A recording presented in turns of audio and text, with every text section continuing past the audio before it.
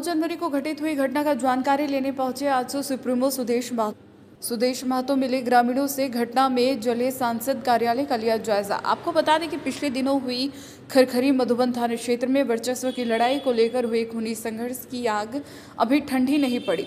AJSU party हिल टाम्प sunrise outsourcing company में ग्रामीणों का नजरअंदाज और बीसीसीएल प्रबंधन एवं आउटसोर्सिंग कंपनी द्वारा बढ़ाया गया गुंडाराज में हुई खूनी संघर्ष में आम लोगों के साथ साथ बाघमारा एसडीपीओ पुरुषोत्तम कुमार सिंह भी बुरी तरह जख्मी हो गए थे।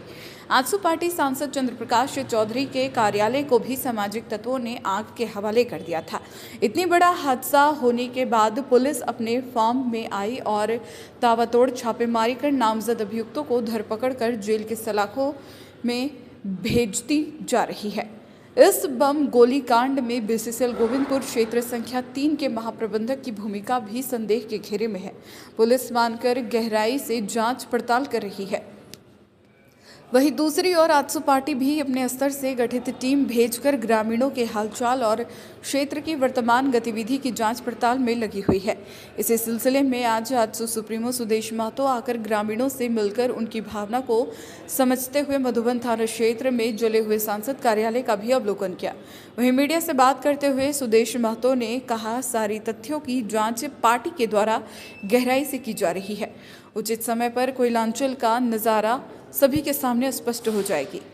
इस मौके पर सांसद प्रतिनिधि नरेश कुमार महतो, आजसू नेता सह मुखिया राजेंद्र प्रसाद महतो, केंद्रीय सचिव अमरदीप सिंह महतो सहित सैकड़ों की संख्या में नेता और कार्यकर्ता मौजूद थे। जो घटना घटी ये सभी पब्लिक डोमेन में है, जिसको एक पत्रकार के रूप में आप भी देख रहे हैं, आम जनता के रूप में लोग भी देख रहे हैं। फिर इसमें बीसीसीएल की भूमिका, फिर और कुछ असामाजिक लोगों की भूमिका बड़ा स्पष्ट है।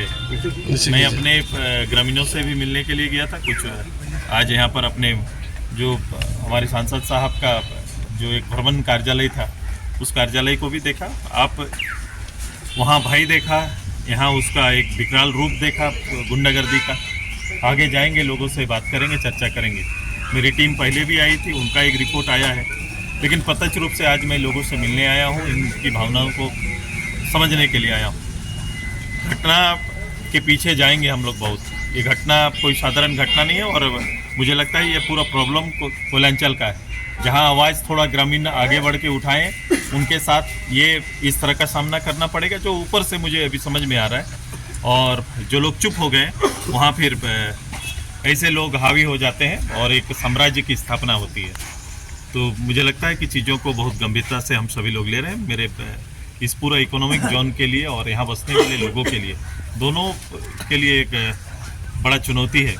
और इसको लंबे समय से ये चुनौती एक घर बना लिया है। पूरा एक परिवेश इस रूप से बना हुआ है, न केवल यहाँ पर बल्कि और जगह पर भी जाएंगे तो ऐसे स्थिति होगी। जब से ये घटना घटी है, दूसरे जगह के लोगों ने भी इस मुकाबले को सराहा है कि कम से कम कोई सामने आके तो खड़ा हुआ, प्रतिवाद करने की क्षमता तो रखा है। तो ये इन सारी चीज़ों को हम लोग देख रहे हैं। शासन की भूमिका भी देख रहे हैं। जो शासन के लोग हैं उनकी भूमिका किस ओर है, कितना उत्तरदायित्व जनता के प्रति या फिर इनकी मांग के प्रति कितना उत्तरदायित्व है, इसका भी ध्यान हम लोग को है।